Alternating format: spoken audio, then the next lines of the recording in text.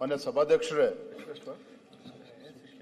ಈ ಜಾಹೀರಾತಿನ ಬಗ್ಗೆ ನಾವು ಯಾಕೆ ವಿರೋಧ ಮಾಡ್ತಾ ಇದ್ದೇವೆ ಅಂತ ಹೇಳಿದ್ರೆ, ಇದೇ ಜಾಹೀರಾತನ್ನ ಕಾಂಗ್ರೆಸ್ ಪಕ್ಷ ಕೊಟ್ಟಿದ್ರೆ ನಮ್ದೇನು ತಕರಾರು ಇರ್ತಾ ಇರಲಿಲ್ಲ. ಅಲ್ಲ, ಹೇಳ್ತೇನೆ, ಒಂದೇ ನಿಮಿಷ ಮುಗಿಸ್ತೇನೆ. ನಮ್ಮ ತಕರಾರು ಏನು ಅಂತ ಹೇಳಿದ್ರೆ, ಈ ಸರ್ಕಾರ ಇವತ್ತೇನು ಜಾಹೀರಾತು ಕೊಟ್ಟಿದೆ ಫ್ಯಾಕ್ಚುಲಿ ಇನ್ಕರೆಕ್ಟ್ ಇದೆ. ಈ ಉದಾಹರಣೆಗೆ ಹೇಳೋದಾದ್ರೆ, ಮನ್ರೇಗಾದಲ್ಲಿ ದೇಶದ ಎಲ್ಲ ಹಳ್ಳಿಗಳಲ್ಲೂ ಕೆಲಸ ಮಾಡಬಹುದಾಯ್ತು, ಈಗ ಹೇಗೆ ಅಂತ ಬರ್ತದೆ. ಈಗ ಆಗಿಲ್ಲ. ಯಾವ ಹಳ್ಳಿಯಲ್ಲಿ ಏನ್ ಕೆಲಸ ಆಗಬೇಕು ಕೇಂದ್ರ ಸರ್ಕಾರ ನಿರ್ಧಾರ ಮಾಡ್ತದೆ. ಈ ರೀತಿ ತಪ್ಪು ಮಾಹಿತಿಗಳನ್ನು ಇದ್ರಲ್ಲಿ ಕೊಟ್ಟಿದ್ದಾರೆ. ಈಗಲೂ ಕೂಡ ಕೇಂದ್ರ ಸರ್ಕಾರ ಹೇಳಿರುವಂತದ್ದು, ಯಾವುದೇ ತೀರ್ಮಾನ ಕೂಡ ಗ್ರಾಮ ಸಭೆಗಳಲ್ಲಿ, ಗ್ರಾಮ ಪಂಚಾಯತಿಯಲ್ಲಿ ತೀರ್ಮಾನ ಆಗಬೇಕು ಅನ್ನೋದೇ ಅಲ್ಲೂ ಕೇಂದ್ರ ಸರ್ಕಾರ ಕಾಯ್ದೆಯಲ್ಲಿ ಬಂದಿರುವಂತದ್ದು. ನಾನೇನ್ ಹೇಳಕ್ ಹೊರಟಿದ್ದೇನೆ ಅಂತ ಹೇಳಿದ್ರೆ, ಇವತ್ತು ಕೊಟ್ಟಿರ್ತಕ್ಕಂಥ ಜಾಹೀರಾತು ಈ ಸರ್ಕಾರದ ದುರುದ್ದೇಶ ಇದೆ. ಇದು ಒಂದು ರೀತಿ ಅರಾಜಕತೆ ಸೃಷ್ಟಿ ಮಾಡ್ತಕ್ಕಂಥ ಒಂದು ಜಾಹೀರಾತು. ಇದು ಇವತ್ತು ಈ ರೀತಿ ಒಂದು ರೀತಿ ತಪ್ಪು ಸಂದೇಶವನ್ನು ಕೊಡ್ತಕ್ಕಂಥ, ಜನರನ್ನ ಎತ್ತಿ ಕಟ್ಟುವಂತ ಕೆಲಸ ಇತ್ತು. ರಾಜ್ಯ ಸರ್ಕಾರ ಜನರ ತೆರಿಗೆ ಹಣದಿಂದ ಈ ರೀತಿ ಪೋಲ್ ಮಾಡಿ ಈ ರೀತಿ ಜಾಹೀರಾತನ್ನು ಕೊಟ್ಟಿರ್ತಕ್ಕಂಥದ್ದು ಅಕ್ಷಮ್ಯ ಅಪರಾಧ.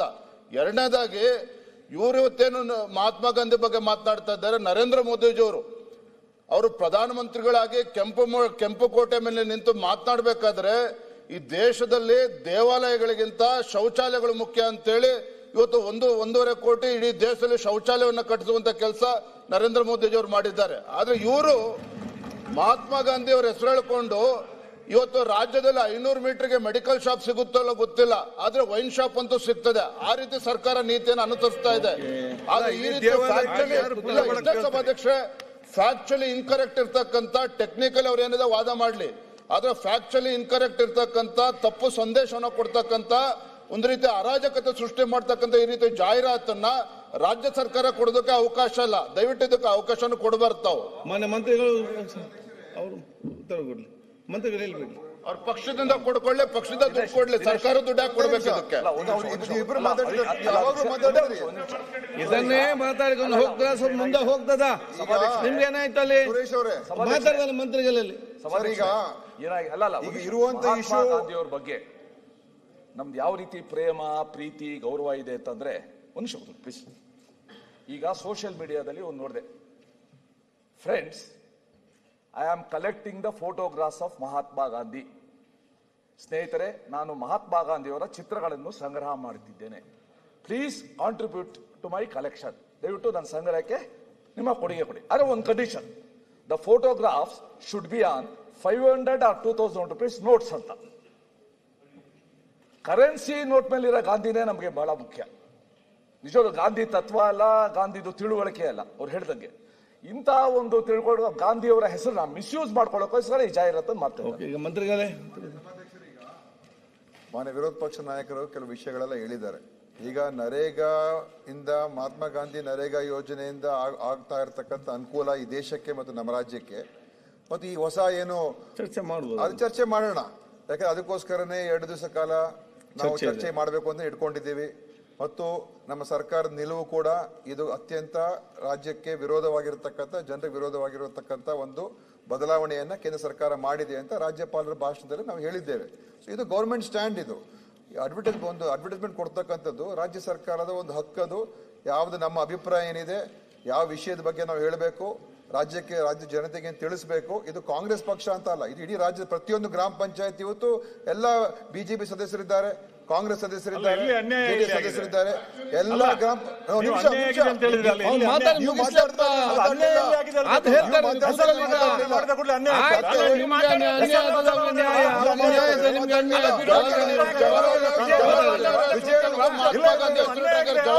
ಅವಮಾನ ಮಾಡಿದ್ರು.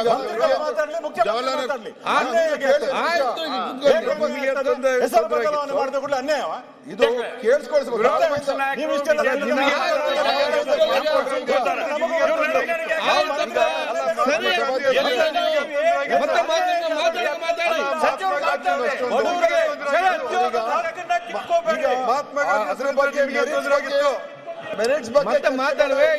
ಈಗ ಇರುವಂತದ್ದು ಇಷ್ಟೇ ಮಾನ್ಯ ಸಭಾಧ್ಯಕ್ಷರೇ, ನಮ್ಮ ಸ್ಟ್ಯಾಂಡ್ ಕ್ಲಿಯರ್ ಆಗಿದೆ.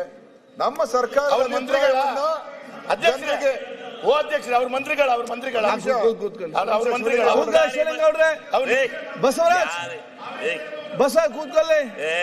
ನಿನ್ ಕಡೆಗೆ ಮಾಡಲ್ಲ ನಾನು ಸುಮ್ಗ ನಿಮ್ ಮುಖ ನೋಡಲ್ಲ ಕೂತ್ಕೊಳ್ರಿ. ಈಗ ಕೂತ್ಕೊಳ್ಳಿ. ನಾನು ಹೇಳ್ತೀನಿ ಅಲ್ಲ, ಒಂದ್ ನಿಮಿಷ, ನನಗೂ 5 ನಿಮಿಷ ಕೊಡ್ಬೇಕು. ಆಯ್ತು, ಮತ್ತೆ 10 ನಿಮಿಷ ಕೊಡ್ತೇನೆ ನಾನು. ಈಗ ಮುಗಿಲಿ. ನಮ್ಮ ಸರ್ಕಾರನ ಟೀಕೆ ಮಾಡುವಾಗ ನಾವು ಸಮರ್ಥನೆ ಮಾಡ್ಕೊಂಡು ಹೋದ್ರೆ ಹೊರಗಡೆ ರಾಂಗ್ ಮೆಸೇಜ್ ಹೋಗುತ್ತೆ.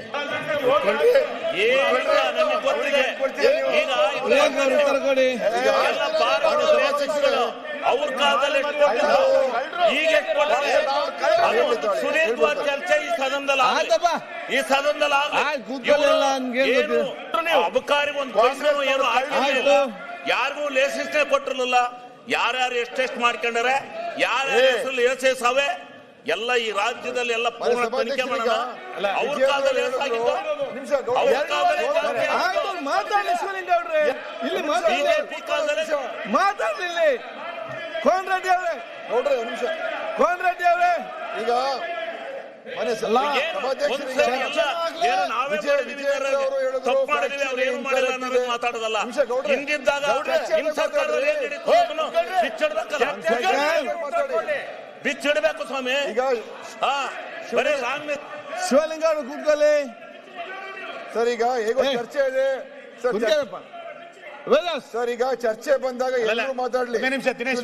ಮಾತಾಡ್ರಿ, ಸುನಿಲ್ ಅವರು ಎಲ್ಲರೂ ಮಾತಾಡಿ. ಶಿವಲಿಂಗೇಗೌಡ್ರು ಅಧ್ಯಕ್ಷರೇ, ಈಗ ನೀವು ಈಗ ಸುನಿಲ್ ಅವರೇ, ಸುನಿಲ್ ಮಾತಾಡ್ತಿಲ್ಲ ಮತ್ತೆ ನೀವು. ಇವ್ರು ಯಾಕೆ ಎದ್ದಿದ್ರು? ಈಗ ವಿಜೇಂದ್ರ ಹೇಳಿದ್ರು ಆಕ್ಚುಲಿ ಇದು ಇನ್ಕರೆಕ್ಟ್ ಇದೆ ಅಂತ ನೀವು ಹೇಳಿದ್ರು. ಹೇಳಿದ್ದು ಅದು ಚರ್ಚೆಯಲ್ಲಿ ಬರಲಿ. ಗ್ರಾಮೀಣಾಭಿವೃದ್ಧಿ ನಮ್ಮ ಅಭಿಪ್ರಾಯ ಸಚಿವರಿಗೆ ಸ್ಪಷ್ಟ.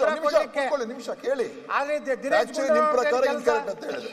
ನಾವು ಅಧಿಕೃತವಾಗಿ ಸರ್ಕಾರ ಎಲ್ಲ ಸ್ಟಡಿ ಮಾಡಿ, ಆ ಬಿಲ್ ಬಗ್ಗೆ ಸ್ಟಡಿ ಮಾಡಿ, ಎಲ್ಲೆಲ್ಲಿ ಅನ್ಯಾಯ ಆಗ್ತಾ ಇದೆ, ಯಾವ ರೀತಿಯಾಗಿ ಗ್ರಾಮ ಪಂಚಾಯತ್ ಹಕ್ಕುಗಳು ಇವತ್ತು ಮೊಟಕಾಗಿದೆ, ಯಾವ ರೀತಿ ಇವತ್ತಿನ ದಿವಸ ಸ್ವಾತಂತ್ರ್ಯ ಹೋಗ್ತಾ ಇದೆ, ವಿಕೇಂದ್ರೀಕರಣದ ವಿರುದ್ಧವಾಗಿ ಎಲ್ಲವನ್ನೂ ಕೂಡ ನಾವು ಹೇಳ್ತೀವಿ.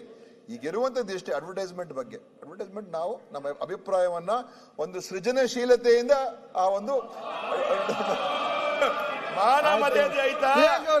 ಮಾನ ಮರ್ಯಾದೆ ಆಯ್ತಾ? ಅದ್ರ ಬಗ್ಗೆ ವಿರೋಧ ಮಾಡ್ತಾ ಅವಶ್ಯಕತೆ ಉತ್ತರ ಕೊಡ್ಲಿಯಪ್ಪ. ಯಾಕೆ ನೀವು ಸುಮ್ಮನೆ ಟೈಮ್ ಆಯ್ತು ಇಲ್ಲಿ? What is this? ಮಾನ್ಯ ಅಧ್ಯಕ್ಷರೇ, ಇದನ್ನೇ ಬೇರೆ ಚರ್ಚೆ ಮಾಡ್ಲಿಕ್ಕೆ ಇಲ್ವಾಗತ್ತೆ? ಜಗತ್ತಿನ ಎಲ್ಲಾ ವಿಷಯಗಳ ಬಗ್ಗೆ, ಎಲ್ಲಾ ಮಂತ್ರಿಗಳ ವಿಷಯ ಬಗ್ಗೆ ಅವ್ರ ಪಾರ್ಟಿಯಿಂದ ಖರ್ಗೆ ಅವರು ಮಾತಾಡ್ತಾರೆ. ಡಿಪಾರ್ಟ್ಮೆಂಟ್ ಬಗ್ಗೆ ಆಯ್ತು, ಆಯ್ತು, ಕುತ್ಕೊಳ್ಳಿ. ಸದೇಶ್ ರಾಮಮೂರ್ತಿ ಮತ್ತು ಕೃಷ್ಣಪ್ಪ ಅವರೇ, ಪಾರ್ಟಿಯಿಂದ ಕೊಡ್ತೀವಿ ಅಂತ ಹೇಳ್ಬಿಡ್ಲಿ ಸರ್, ಮುಗೀತು. ದಿನೇಶ್ ಗುಂಡೂರಾವ್ ಮತ್ತೆ ಸರ್ಕಾರದಿಂದ ದುಡ್ಡು ಹೋಗಿರೋದ್ರ ಬಗ್ಗೆ ಮಾತಾಡಿಲ್ಲ ಅವರು. ಪಾರ್ಟಿಯಿಂದನೂ ಕೊಡಿಸ್ತೀವಿ. ಆಯ್ತು. ನ್ಯೂಸ್ ಫಸ್ಟ್, ನಿರ್ಭೀತಿಯಿಂದ ನಿಮ್ಮ ಪರವಾಗಿ.